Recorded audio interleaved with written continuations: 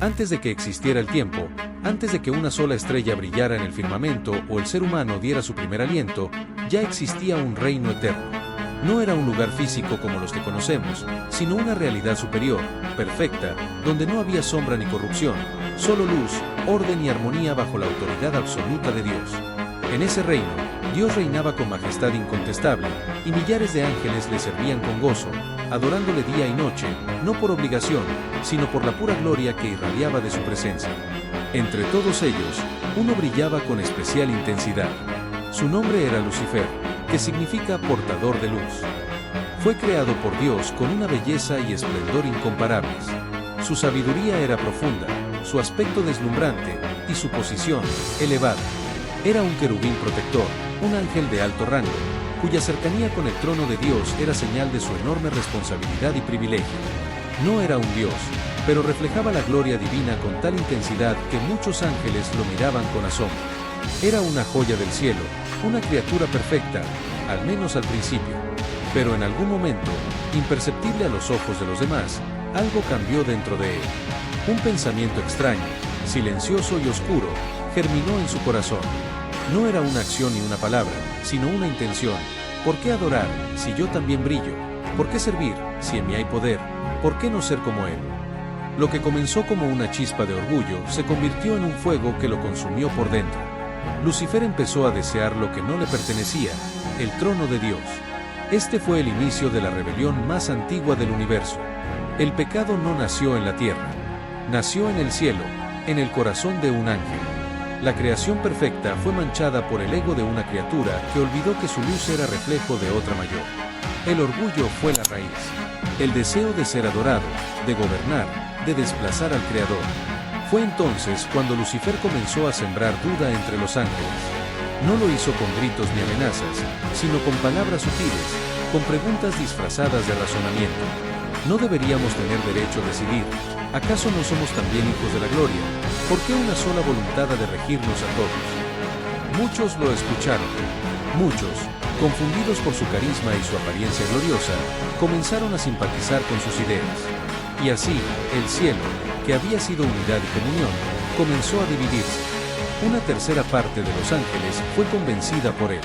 Fue la primera gran mentira, la más peligrosa, la idea de que se podía ser libre sin Dios, que se podía tener poder sin obediencia, que se podía reinar sin rendirse al rey. Pero Dios no fue tomado por sorpresa. Él conocía el corazón de cada ser.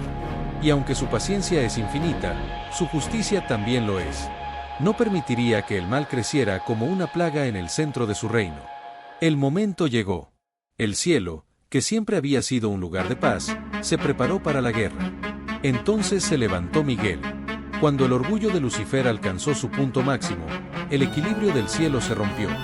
Ya no era una mera sospecha, ni una sombra oculta. Era rebelión abierta. El ángel más glorioso de la creación se había transformado en enemigo de su propio creador. Ya no era Lucifer, el portador de luz. Ahora se convertía en Satanás, el adversario, el destructor, el padre de la mentira.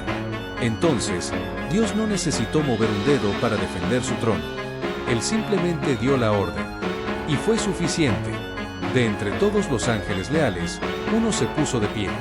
No por ambición, ni por orgullo, ni por deseo de gloria personal, sino por fidelidad absoluta al Altísimo. Su nombre era Miguel, y su voz resonó como trueno en medio de los cielos. ¿Quién como Dios?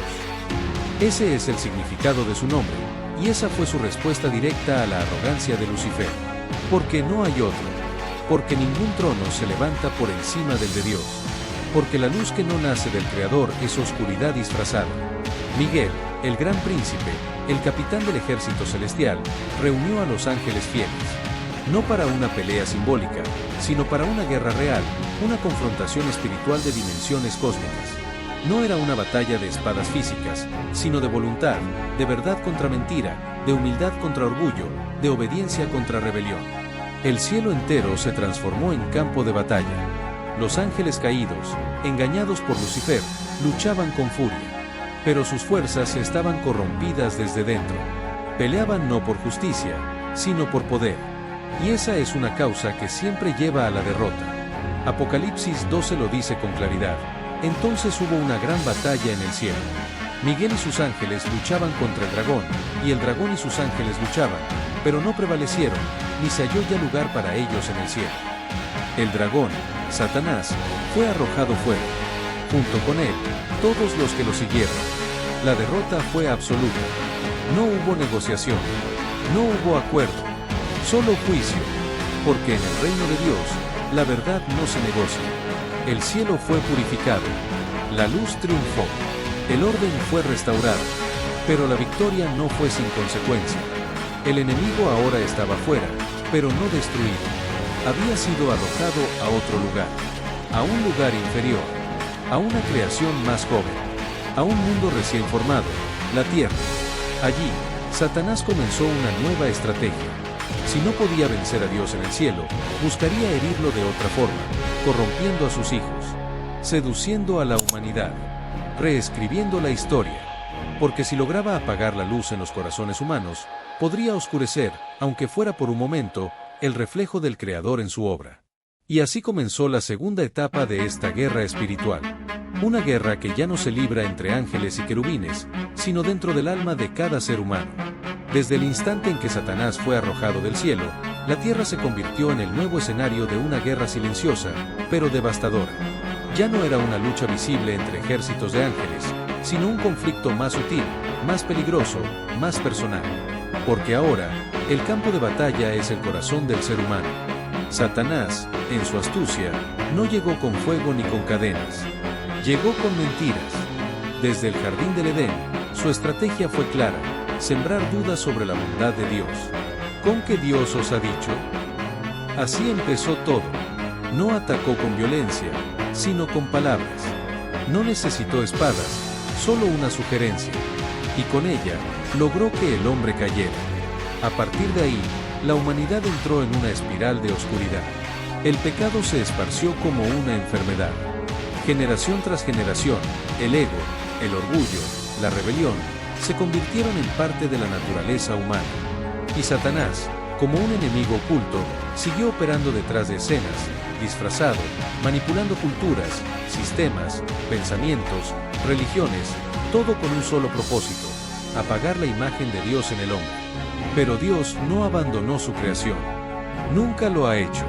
Aun cuando el enemigo parecía avanzar, siempre hubo una respuesta del cielo.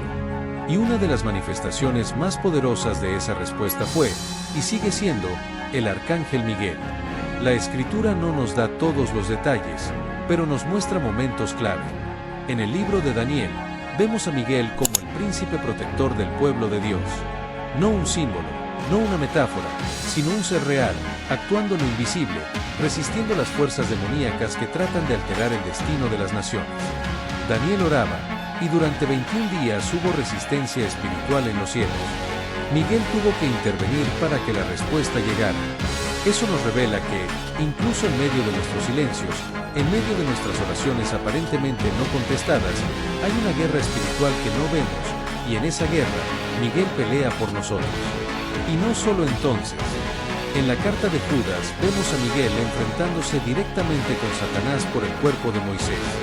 Un misterio profundo, pero que demuestra una vez más que Miguel no desapareció después de la guerra en el cielo.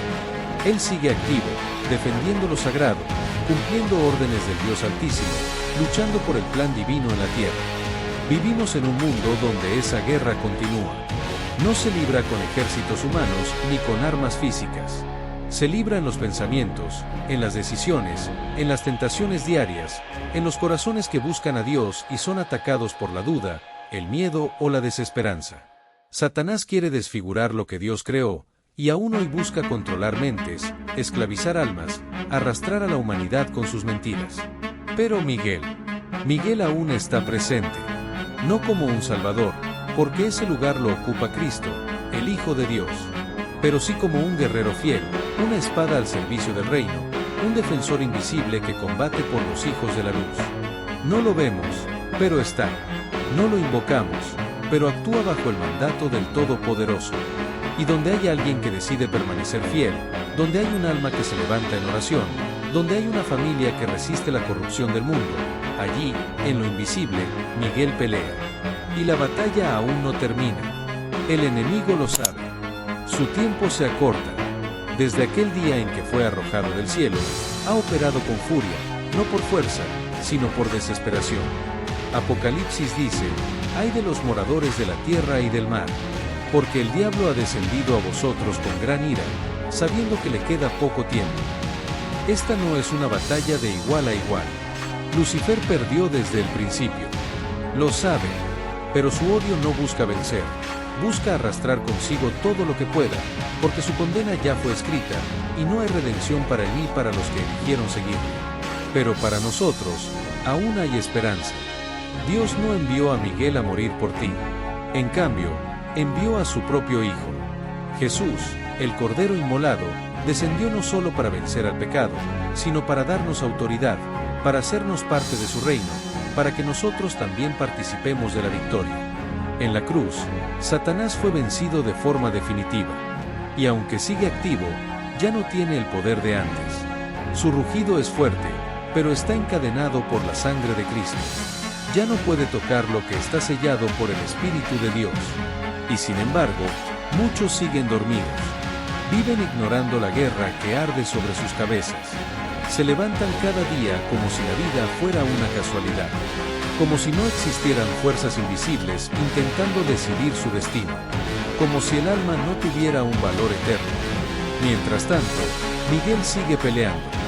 Las huestes celestiales siguen activas. Ángeles descienden en obediencia, respondiendo a las oraciones de los justos, resistiendo los cielos a potestades, gobernadores de tinieblas, espíritus que buscan destruir familias, iglesias, naciones. El libro de Apocalipsis habla de un futuro cercano, un día en el que los cielos se abrirán otra vez, y Miguel no estará solo. Vendrá el Rey de Reyes, montado en un caballo blanco, con un ejército de santos tras él. Y esta vez, no habrá segunda oportunidad. Satanás será encadenado, arrojado definitivamente al lago de fuego. Sus ángeles con él. Toda lágrima será secada. Todo dolor desaparecerá. Y los que vencieron, los que resistieron, los que no se doblegaron ante los sistemas de este mundo, reinarán con Cristo. Ese día se acerca, tal vez más de lo que imaginamos. Y hoy, tú estás en medio del campo de batalla. No eres un espectador, eres parte. Cada decisión que tomas, cada pensamiento que permites, cada palabra que dices, suma o resta en esta guerra invisible. No estás solo. No luchas por tu cuenta. El cielo pelea contigo. Miguel pelea por ti. Pero debes tomar posición. Porque al final, solo habrá dos lados. No hay zona neutral.